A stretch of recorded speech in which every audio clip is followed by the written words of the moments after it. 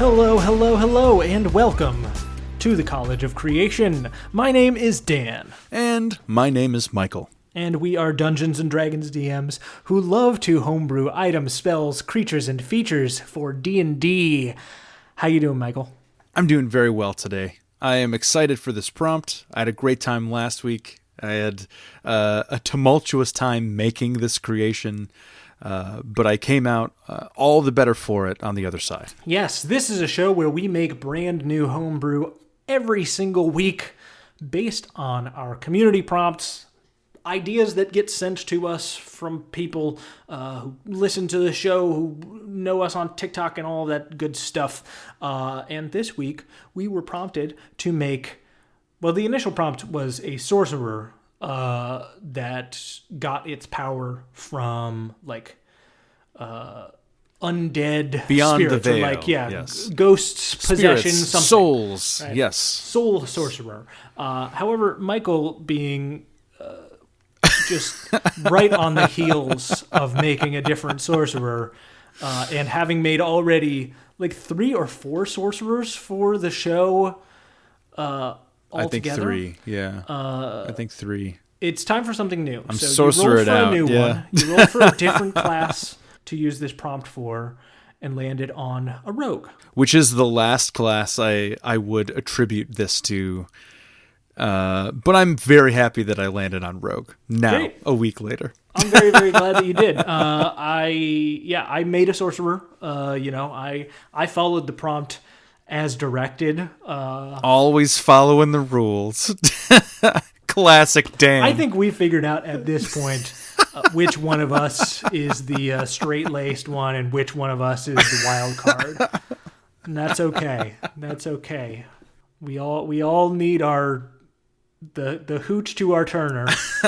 We all need our... Oh no, what's the Lethal Weapon duo? What are those guys' names? Now I don't remember. Wait, isn't it Turner and Hooch? Isn't that a guy and a dog? Yeah, that's Tom Hanks and a dog. Tom Hanks and the dog. You can cut all of this out, by the way. You are the... Well, this is unfortunate because this is what Lethal Weapon is, but you are the Mel Gibson to my Danny Glover. Man, that sucks. Yeah, that's unfortunate. That's really unfortunate.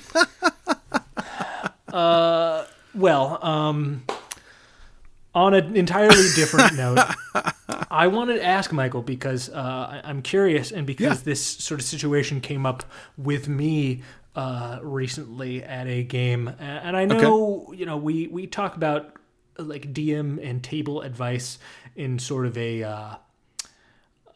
an informal way around here. We usually don't structure our episodes around today we're going to talk about giving you advice for this thing, but I do have a question for you. Sure. that does feel more in line with let's see if we can advise our listeners a little bit on tactics for this. Okay.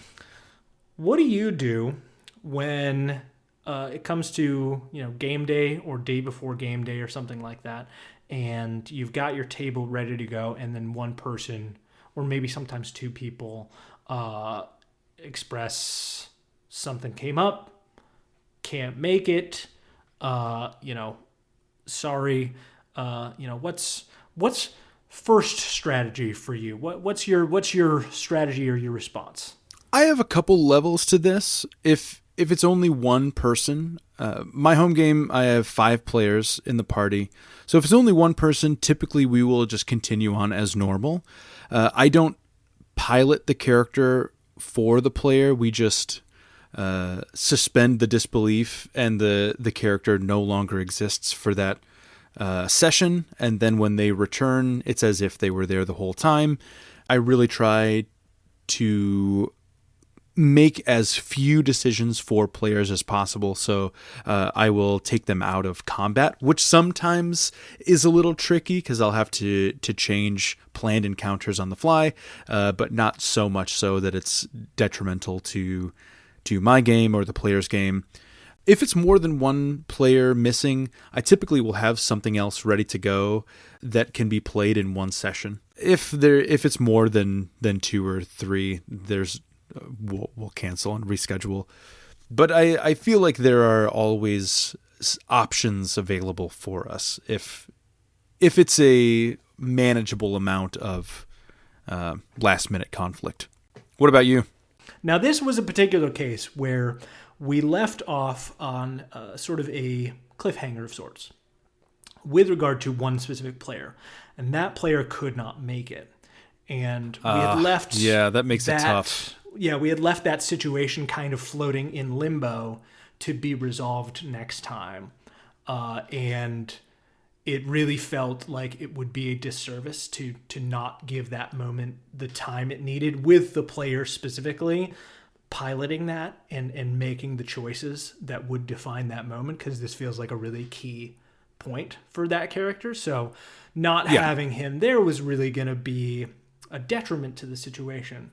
And I think, what we ended up doing was incredible, and I would encourage all DMs to just have something like this in your back pocket. If you have like a low prep week or something like that, think about using a little extra time to prep something to the side.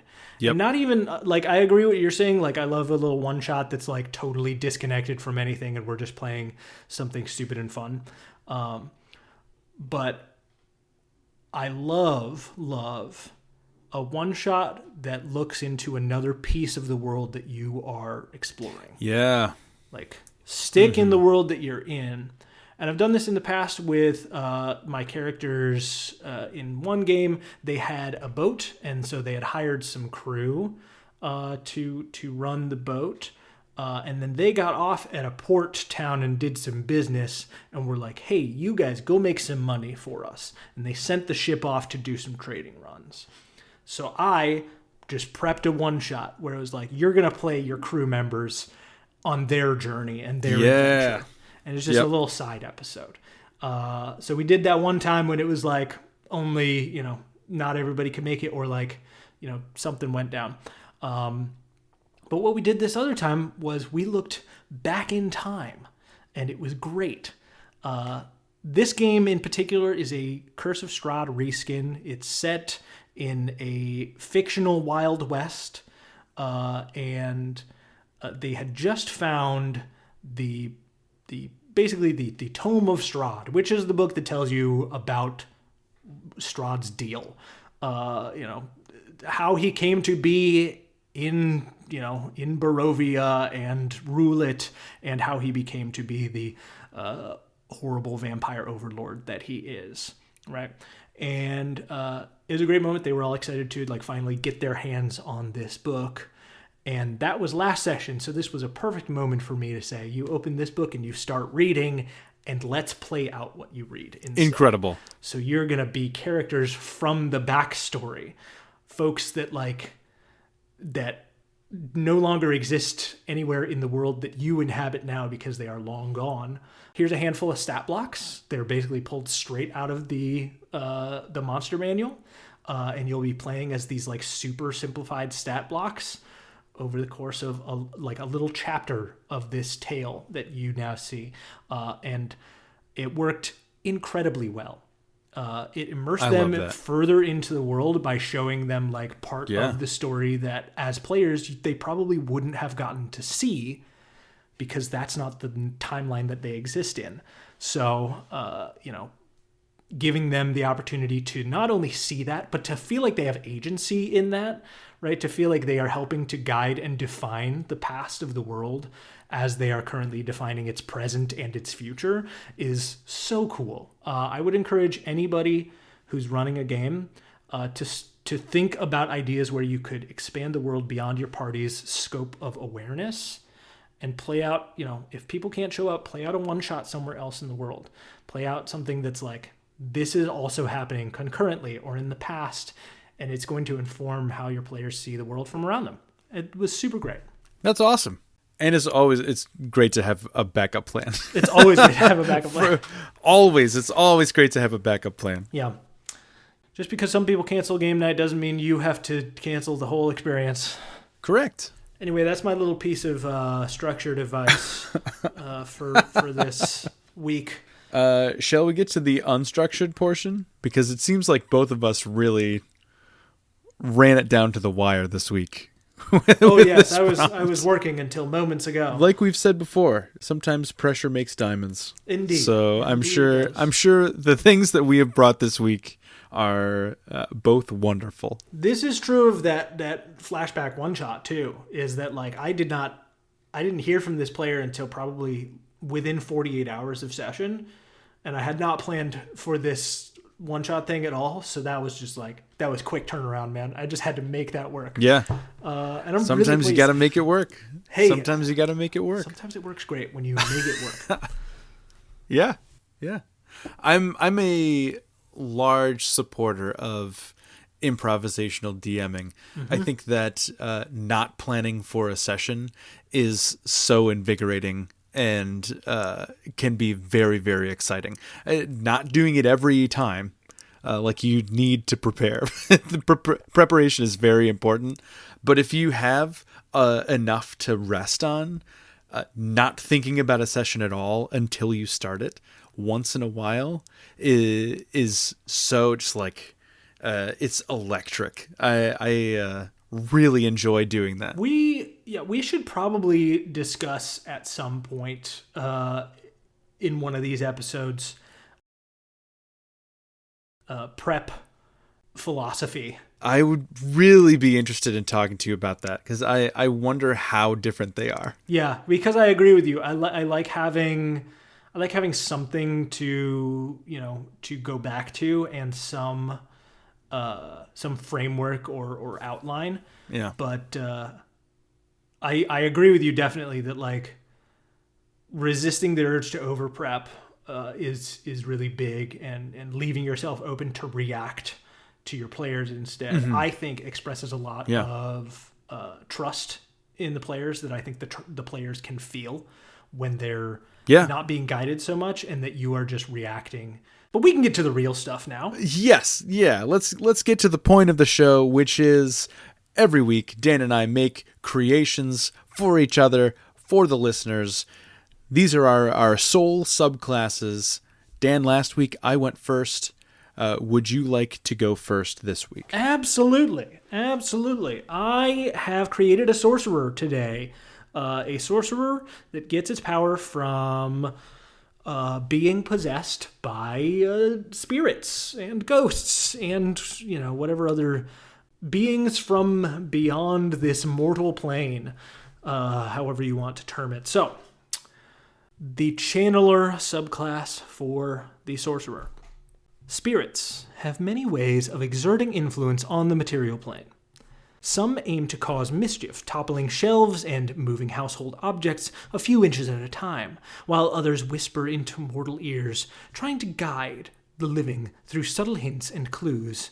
Precious few mortal beings are naturally attuned to the movements and machinations of these spirits enough to perceive even the basic meanings of these apparitions, and even fewer have the gift of true channeling.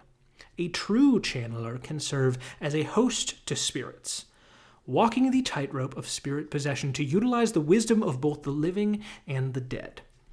So, love it. This is love the flavor already. This is structured in the framework of 2024 Sorcerer, so you don't get anything until level 3. I'm still mad about it. I still think it's dumb, and it especially doesn't feel right for this particular subclass, but it's fine. At level 3, you get, of course, your expanded spells, channeler spells. When you reach the sorcerer level specified in the channeler spells table, you always have the listed spells prepared. These spells include augury, borrowed knowledge, detect evil and good and dissonant whispers at 3rd level, speak with dead and spirit guardians at 5th level, death ward and phantasmal killer at 7th level, and commune and raise dead at 9th level. Yeah, those are great picks. There are lots of great picks for this sort of thing, but I tried to go with you are not undead, you are utilizing the dead. Correct. For things, so it's a lot of knowing how to weave your way through those boundaries. Yeah. So, and then also at level 3, this is the big sort of feature here, is you get the soul vessel feature. Whenever you finish a long rest, you can choose the nature of the spirit fueling your channeling powers, either benevolent, malevolent, mischievous, or mournful. I couldn't really think of an M word to go on the other side of malevolent, but it's fine. Magnanimous, I suppose, is possible. Yeah, maybe. That'll work. While possessed by the chosen spirit, you gain the following effects depending on the chosen spirit type, as listed in the soul vessel tables. So the effects are as follows. Your alignment shifts 1 degree on either the morality or order axis toward the listed alignment. So, for example, being possessed by a malevolent spirit pushes you closer to evil. It might not push you all the way to evil. It might take you from good to neutral, or it could take you from neutral to evil. Similarly, a mischievous spirit could take you from lawful to neutral and from neutral to chaos. But it only goes 1 level. You also gain 2 bonus proficiencies. If you already have proficiency in a skill, you double your proficiency bonus when using that skill. So it either gives you bonus proficiencies or it can bump you up to expertise. You also gain a meta magic bonus when using spells of a certain school of magic. You spend 1 fewer sorcery point when using meta magic on spells from the listed school of magic. That's great. So these go in order. Benevolent spirits, your alignment shift towards good. Your bonus proficiencies are insight and persuasion, and your meta magic bonus applies to abjuration and conjuration spells. Malevolent spirit, your alignment shifts towards evil, and you are proficient in deception and intimidation, and gain a bonus toward evocation and necromancy spells.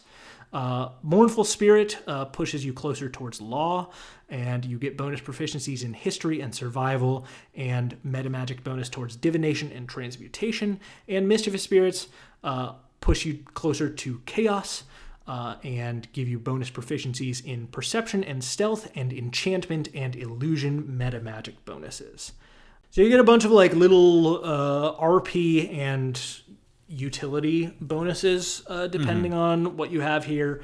I tried to resist making anything feel too definitively aggressive or not, right? I think that obviously evocation is going to be generally more damage dealing than other things, but all of these schools of magic, except I think barring like abjuration, have something that's like, you know, there's a damage, some damage dealing of that somewhere. Then at level 6, you gain the Bolstering Soul feature. Your connection to spirits grants you a modicum of protection against death. When you would be reduced to 0 hit points, you can use your reaction to drop to 1 hit point instead. When you do so, your chosen spirit is dismissed and all features gained from your soul vessel feature end until you complete a long rest. So basically, you can basically your ghost can take the hit for you. If you are possessed by a spirit, that ghost takes the hit and you stay alive. You don't, like, the ghost gets dismissed into the beyond, but like you keep your grasp on, you know, the mortal realm. At level 14, you get Spirit Stride. What are you laughing about? We took such opposite paths for this, and there are similarities. Well, there are almost 1-to-1 parallels here. I'm excited for this. To the point where our capstones are named the same thing. Are they really? Oh my goodness, I'm excited. Yep. For this. All right, well, folks, if Michael and I were getting too far away from each other in how different our creations were from each other, rest assured, we are still indeed the same person. It was a fluke. We're coming back today. A fluke. Level 14, you get the Spirit Stride feature. So through your possession, you gain the power to move as ghosts do. As a bonus action, you can become slightly translucent for 1 minute. For the duration, you have resistance to non-magical bludgeoning, piercing, and slashing damage, and you can move through the walls and solid objects as if they were difficult terrain. If you end your turn inside of a solid object, you take 1d10 force damage.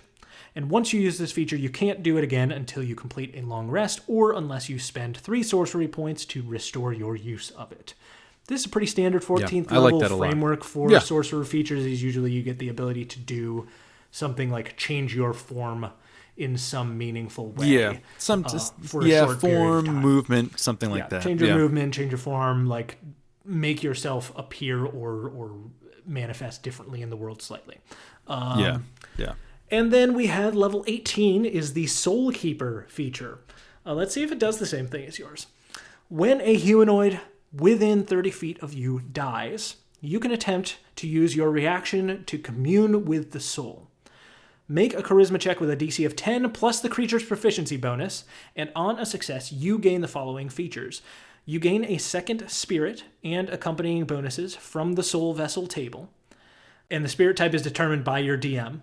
This spirit and its effects remain for 10 days before disappearing until you choose to release it before that time.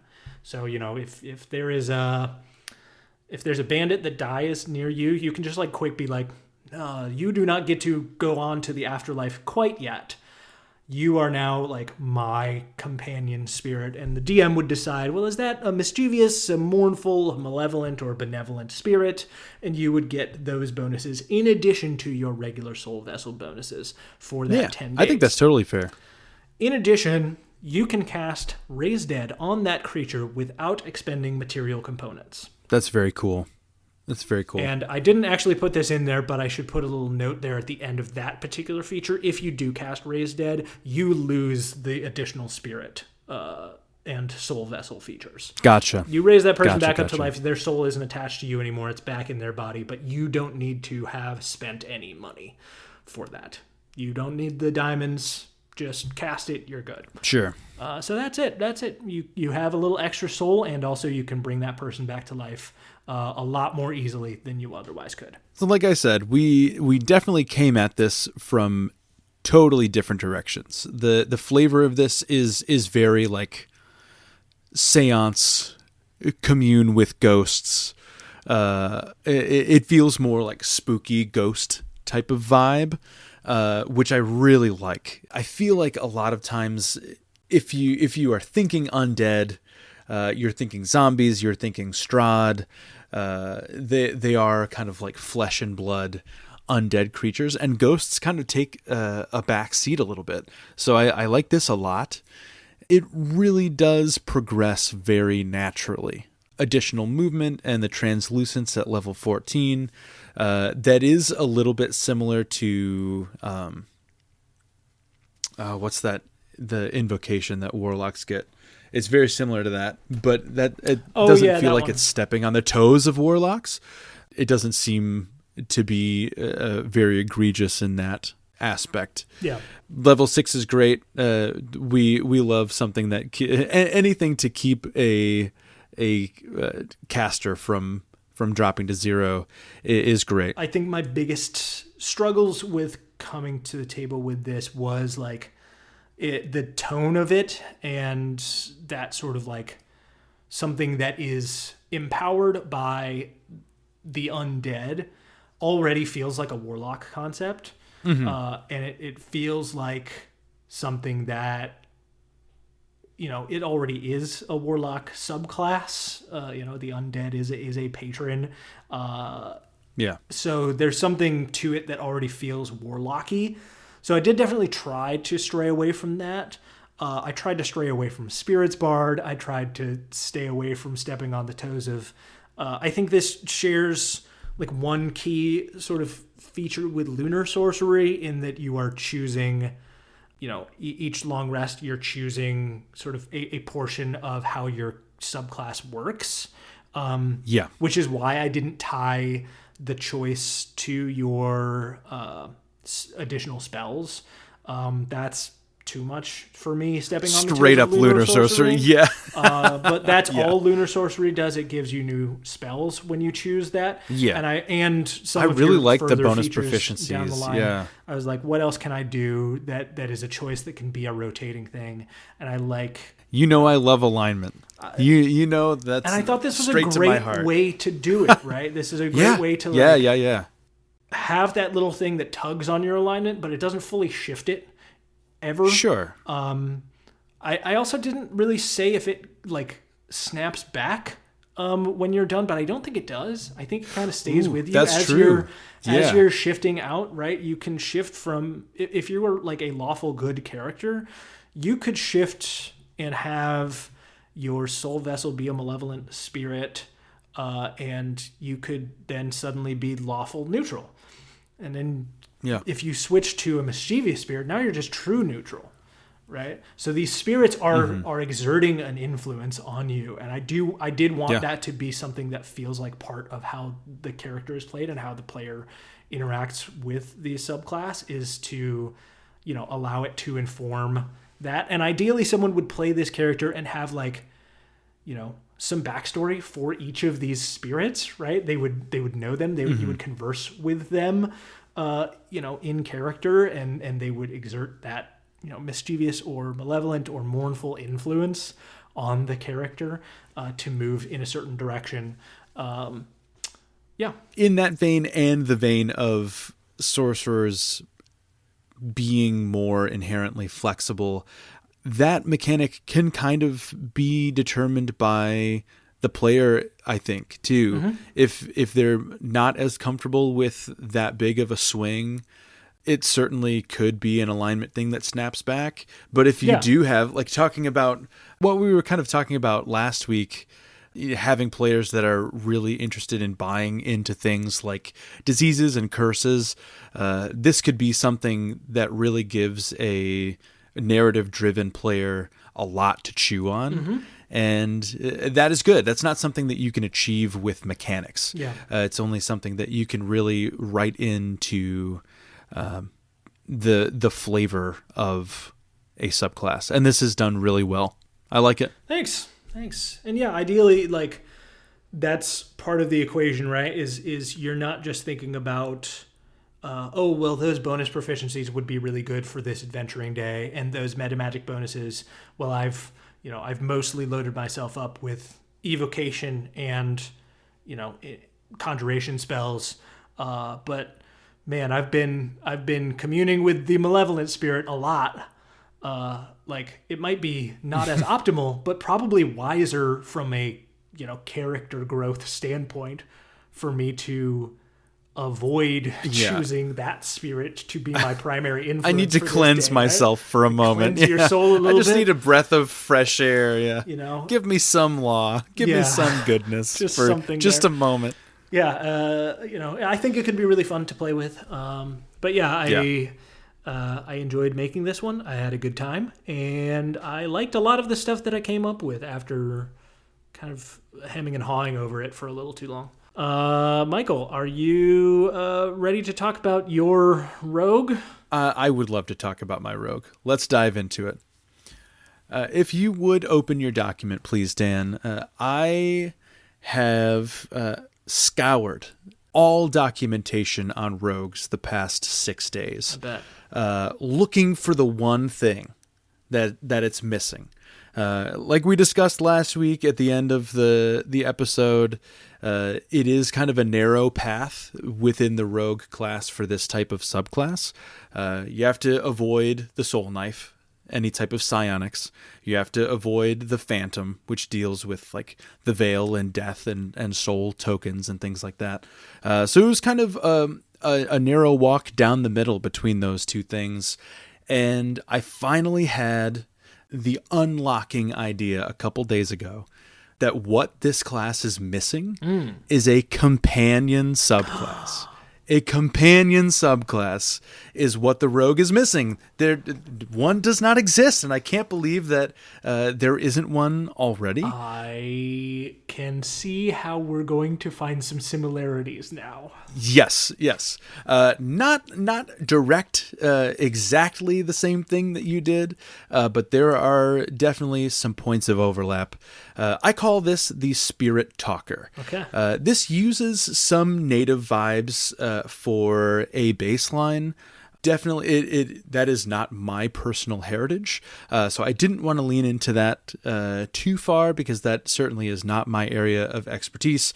I didn't want this to feel appropriative in any way, so that's just kind of where I took my starting point, and everything after that is very open to interpretation. This can be reflavored in a number of different ways, certainly, but I call this the Spirit Talker. The power of the natural world is immense and far-reaching.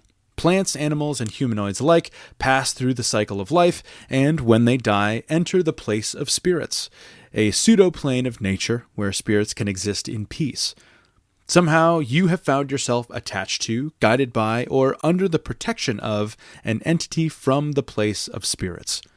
By the way of spirit companions, this entity will, to the best of its ability, help you carry out your tasks and see to it that you remain safe. So at 3rd level, we start out with the Ethereal Warden feature. You've been granted mortal admission to the place of spirits and can call upon them for aid. You know the Find Familiar spell and can cast it as a ritual. Along with the typical options, this familiar can also take the form of a flying snake, a pseudo-dragon, or a twig blight. When a familiar is summoned in this way, you can add your rogue level to its maximum hit points.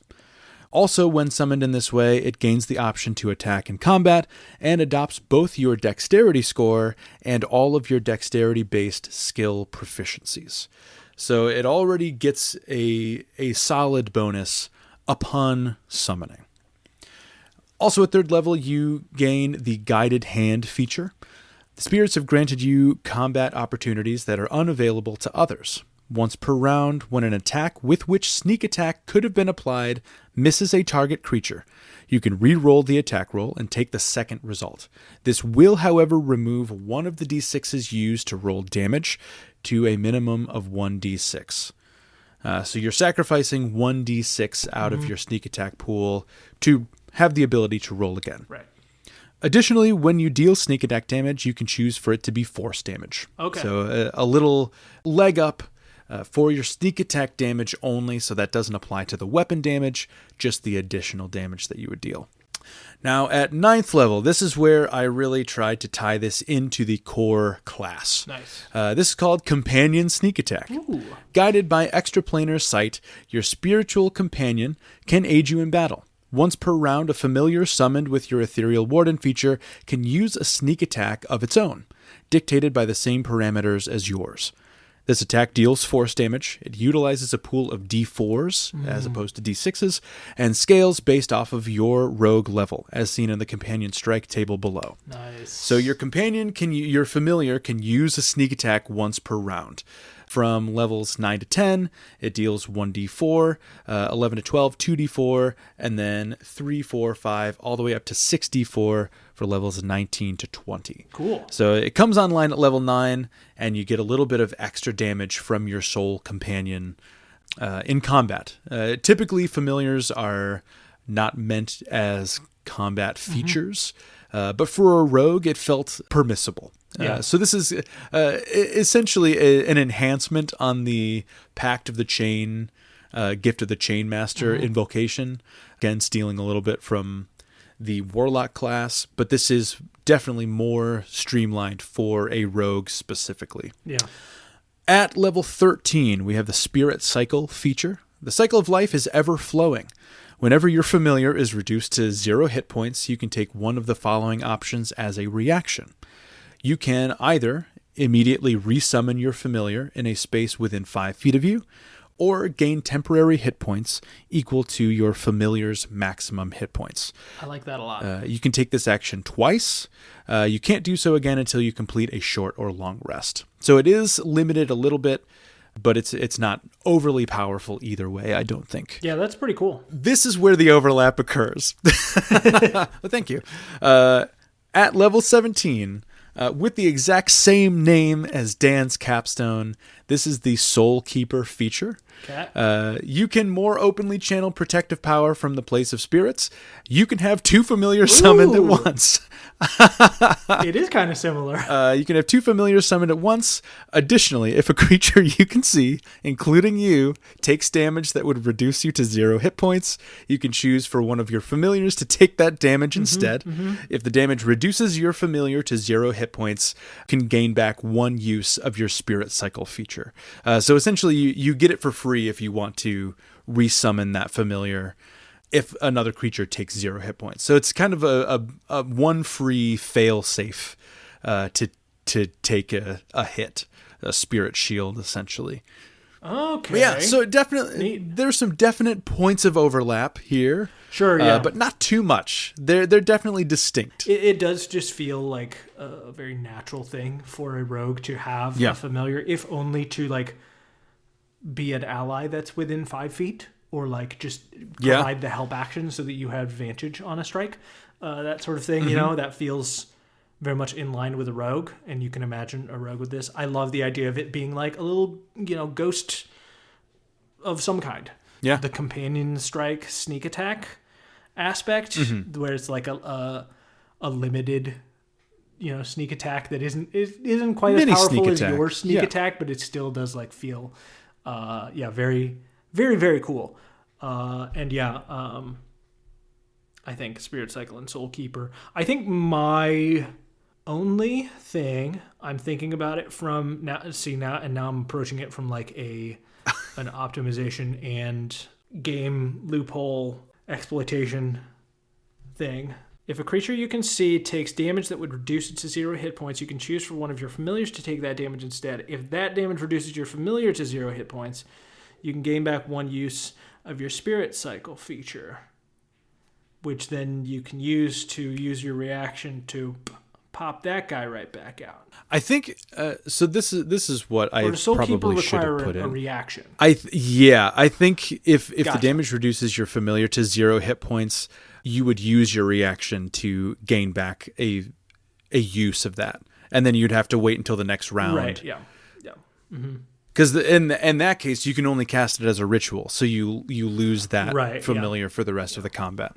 So ideally I'll have to make that. I'll have to make that edit so that you can't double up on them. You can't be like, oh, you were just reduced. Like, I will take the damage away from you. I will move it to you, and then I will. You die, and I immediately use my reaction to resummon you, which is basically I just negated that damage basically, and possibly healed up my familiar in one. Yeah. So you have the choice. Yeah. That makes sense. Familiar is reduced to 0 hit points. So you could, in theory, say, I'm gonna take the pass here on an additional use of this. I need my familiar in this combat. Gotcha. So I'm gonna respawn the familiar here and forego the chance of doing that. Right. But it has to be a choice. Yeah. I would say. That makes sense. But it's very cool. And it feels like the companion is really the core of the subclass here, which very much so. Is very very cool. much so. I've had a lot of negative things to say about the 2014 Beastmaster Ranger.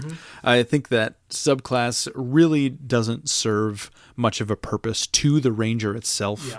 It's only just kind of upgrading the Beast Companion. And I tried to walk the line of that to make sure that everything that benefits the companion here is also a direct benefit to the rogue. Because like you said, it's always going to be a second entity there to assist in getting advantage. It has all of your dexterity-based proficiencies. So in theory, it could help you pick locks. It could help you pick pockets. It could help you sneak through, wherever, if you're a really stealth-based rogue. So there are a lot of little things in there that can help from a lot of different angles, I think. I do have a question. Yeah. Is your familiar, if summoned in this way, does it have any, like, ghosty sort of features? Like, is it partially invisible? Does it, like, can it move through walls or what? Like, I had some type of incorporeal elements in the first draft, and it seemed a bit bloated. Sure. After including those things, or I guess after including these things on top of that.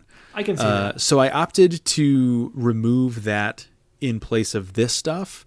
I think that was the right choice, but I also would like to sit on it for a little bit longer, because I do agree it seems like it should have those elements. I mean, I think one thing that maybe you could do that doesn't bloat it but still provides the vibes of that, when looking through, sorcerer subclasses for mine, to make sure, I was in line with sort of feature types and things like that. There are some subclasses in, I think, all of the base classes, but sorcerer has clockwork sorcerer specifically, where There's a table that you can roll for to generate like how your connection to the plane of mechaness or the plane of order manifests, right? And it's like when you cast spells, like glowing gears appear behind your head. It's all aesthetic stuff and it's all flavor stuff, but it's a little random table. Maybe that's something that you could do. Like, you can choose to roll on this table when you summon your familiar to like see, a ghosty thing about them. Like they shimmer in indirect light and seem to, be only partially corporeal.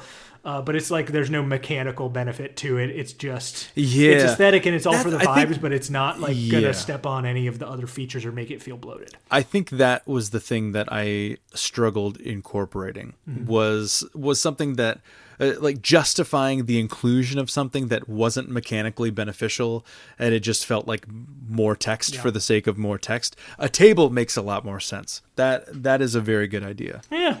Because flavor is fun, and definitely a table is a good option for players who don't, a good starting point for sure. Aren't necessarily as into creating their own things, or aren't sure where to start. Having a table to be like, when you describe your little guy, roll for it, and like that can help inform how you describe. I think it's a great little subclass though, and like I said, I really enjoy how the companion synergizes with the actual player character a lot. It's very fun. Thanks, man. I had a great time making this one. Yeah, it was a solid time all around here. I had so many ideas for this one that were all kind of like rooted in the same type of deal, but I wasn't sure where to go. I think I'm glad that I landed on this one. Still not sure that I made the right choice with ideas. Like I had a river Styx idea based in Greek mythology, where it was all like river crossing, things like that. I at one point I was thinking about making it more like a ghost hunter, where the point of the rogue was like breaking into haunted places. I do like a ghost hunter rogue. I do like that as a concept. It's really good. I didn't want it to, because there were too many things I felt like overlapped with like thief. Yeah. So I'm glad that I think I'm glad that I went this route, because it felt like the most unique out of all of the final options that I had. Yeah. But the other ones are still there in my brain. So maybe I'll make them with different classes. Maybe I'll make a ghost hunter ranger. I was thinking about that too. Now that you just mentioned is that like it also feels really good for a ranger, but like does it step on anything? Probably. I mean, like Horizon Walker is close, but not quite there, right? Like Horizon Walker is more planar. Yeah, exactly. It's more like aberrations, like Arcane Gate. And yeah.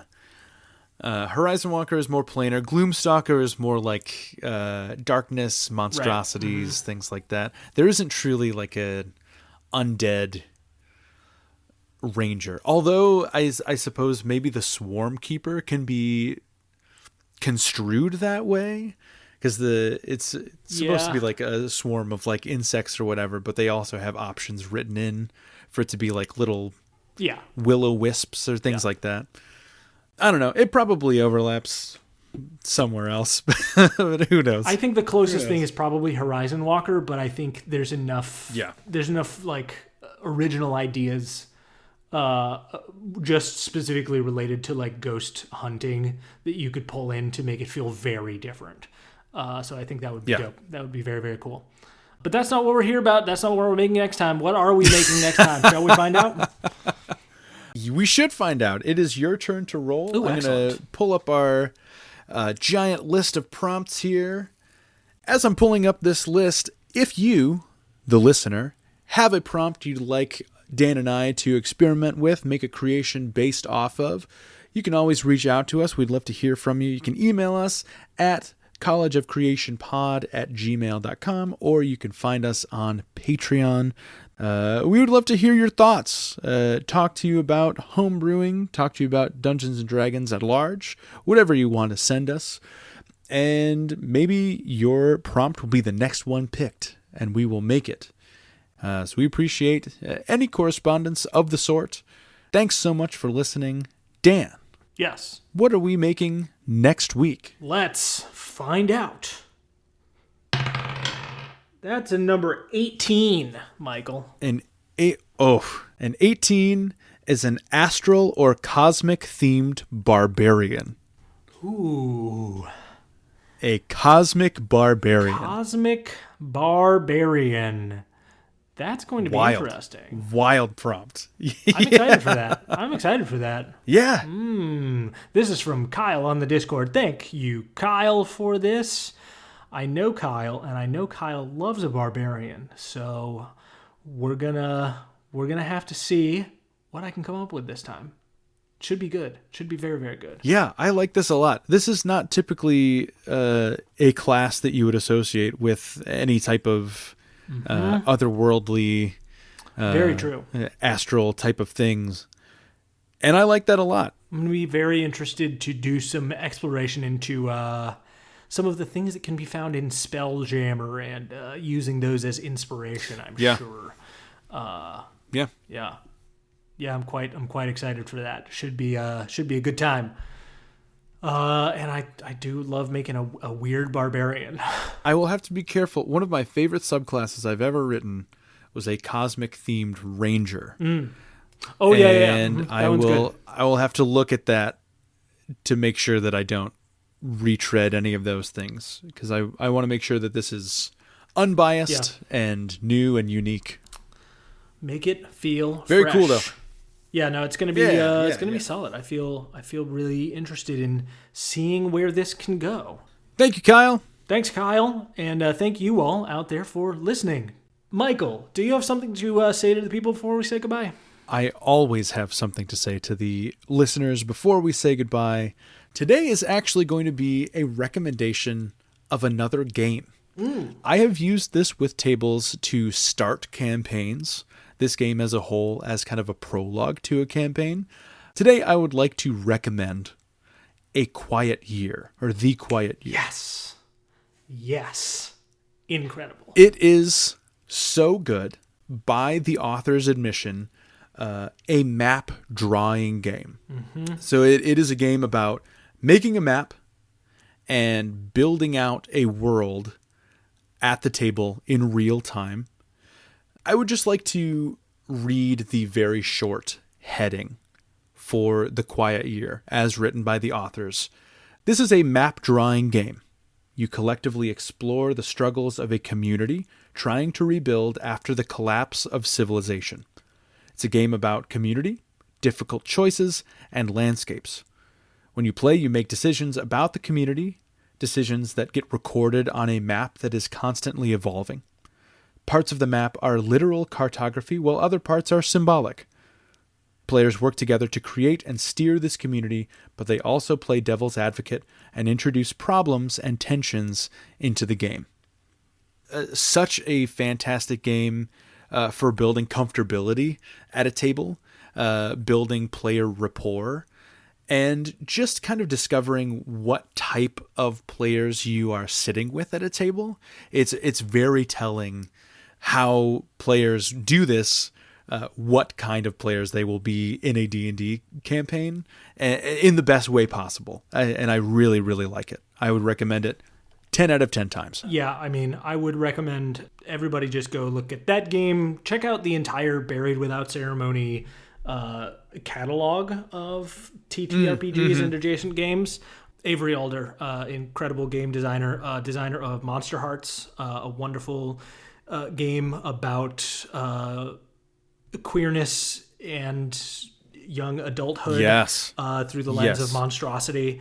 It's very fascinating. A Quiet Year, again, great. Ribbon Drive is a really interesting game that the decision mechanic is playlists that you create as individuals, and then part of playing through the game is listening through sections of your playlists that you've created to define your characters or your experience, and the songs, either the lyrics or the tone of the music, are how you like resolve things.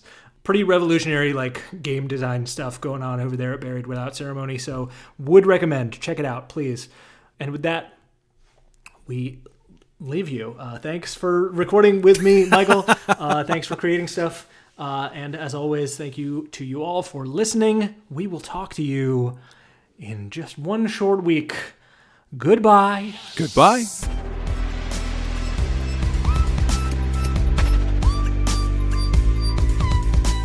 Hey everyone, Michael here. Thanks for listening to this episode of the College of Creation. If you want to see our creations from this episode and all of our past episodes, you can find those for free on our Patreon page. That's patreon.com/College of Creation Pod. If you feel like supporting us further, you can become a patron and access a few bonus recordings, like top 10 lists, D&D related games, and conversations that were cut from full episodes for time.